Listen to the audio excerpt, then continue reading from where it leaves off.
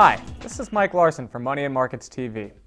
For months, I've been warning that the sovereign debt crisis in Europe will continue to escalate and eventually impact corporate earnings and the markets here in the US.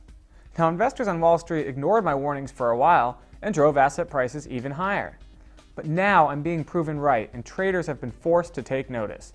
US stocks are getting hammered, commodities are imploding, bank stocks are falling worldwide, and some markets in Europe are at multi-year, even multi-decade lows. Now you may ask how this can be happening. Didn't central bankers print trillions of dollars, yen, euros, and pounds to prevent this kind of slide? Didn't they say that the problems in the debt markets were contained? Sure they did, but we heard the same baloney during the US mortgage crisis. By now, you should know that some policymakers will outright lie to keep you from taking steps to protect yourself. And others are just woefully ignorant of the severity of the underlying problems. That's exactly what we're seeing from Europe these days. All the ECB's money printing and bailout schemes were supposed to prevent a crisis that we were told wasn't that bad to begin with. But try telling that to a Greek investor who has now lost every single penny of gains he racked up in the last 20 years.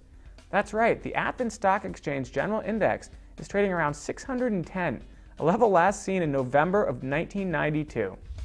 But it's not just Greek stocks that are getting hammered. Spain's major index is now at its lowest level since March of 2009, while other markets across Europe are slumping fast.